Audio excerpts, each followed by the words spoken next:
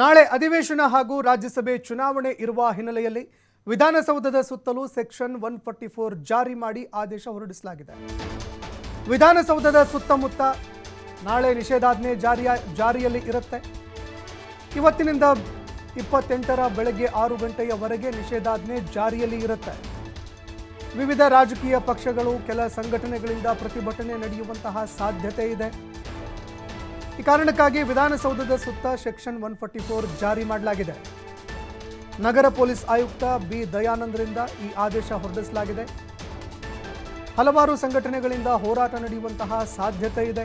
ಅದೇ ರೀತಿಯಾಗಿ ಚುನಾವಣೆ ಕೂಡ ಇರೋದ್ರಿಂದಾಗಿ ಹಲವಾರು ರಾಜಕೀಯ ಪಕ್ಷಗಳು ಕೆಲವು ಸಂಘಟನೆಗಳಿಂದ ಪ್ರತಿಭಟನೆ ನಡೆಯುವಂತಹ ಸಾಧ್ಯತೆ ಇದೆ.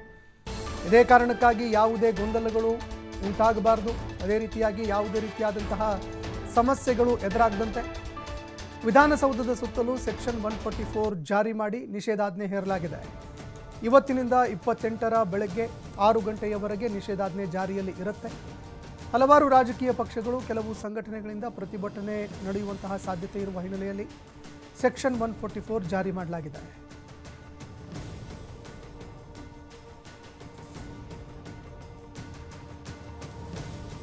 ಇದಕ್ಕೆ ಸಂಬಂಧಪಟ್ಟಂತೆ ನಾಳೆ ಸಾಕಷ್ಟು ರೀತಿಯಾಗಿ ಮುನ್ನೆಚ್ಚರಿಕೆ ಕ್ರಮಗಳನ್ನು ಕೈಗೊಳ್ಳಲಾಗ್ತಾ ಇದೆ.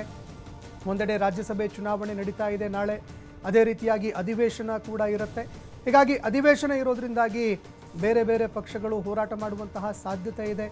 ಅದೇ ರೀತಿಯಾಗಿ ರಾಜಕೀಯ ಪಕ್ಷಗಳು ಕೂಡ ಹೋರಾಟವನ್ನು ನಡೆಸುವಂತಹ ಸಾಧ್ಯತೆ ಇದೆ. ಇದೇ ಕಾರಣಕ್ಕಾಗಿ ವಿಧಾನಸೌಧದ ಸುತ್ತಲೂ ಸೆಕ್ಷನ್ 144 ಜಾರಿ ಮಾಡಿ ನಿಷೇಧಾಜ್ಞೆ ಜಾರಿ ಮಾಡಲಾಗಿದೆ. ಇನ್ನು ವಿಧಾನಸೌಧದ ಸುತ್ತಲೂ ಸೆಕ್ಷನ್ 144 ಜಾರಿ ಮಾಡಿದ್ದಾರೆ ಬಿ ದಯಾನಂದ್, ನಗರ ಪೊಲೀಸ್ ಆಯುಕ್ತರಾಗಿದ್ದಾರೆ. ಇವತ್ತಿನಿಂದ 28ನೇ ತಾರೀಕಿನ ಬೆಳಗ್ಗೆ 6 ಗಂಟೆಯವರೆಗೆ ನಿಷೇಧಾಜ್ಞೆ ಜಾರಿಯಲ್ಲಿ ಇರುತ್ತೆ. ಹೀಗಾಗಿ ಯಾರೊಬ್ಬರೂ ಕೂಡ ಗುಂಪುಗೂಡಿ ತಿರುಗಾಡೋ ಹಾಗಿಲ್ಲ. 4 ಜನರಿಗಿಂತ ಹೆಚ್ಚು ಜನ ಗುಂಪುಗೂಡಿ ತಿರುಗಾಡೋ ಹಾಗಿಲ್ಲ. ಅದೇ ರೀತಿಯಾಗಿ ಯಾರೊಬ್ಬರೂ ಕೂಡ ಗುಂಪುಗೂಡಿ ನಿಲ್ಲೋ ಹಾಗಿಲ್ಲ. ಯಾವುದೇ ರೀತಿಯಾದಂತಹ ಅಹಿತಕರ ಘಟನೆಗಳು ನಡೆಯದಂತೆ ಮುನ್ನೆಚ್ಚರಿಕೆ ಕ್ರಮಗಳನ್ನು ಕೂಡ ಕೈಗೊಳ್ಳಲಾಗಿದೆ.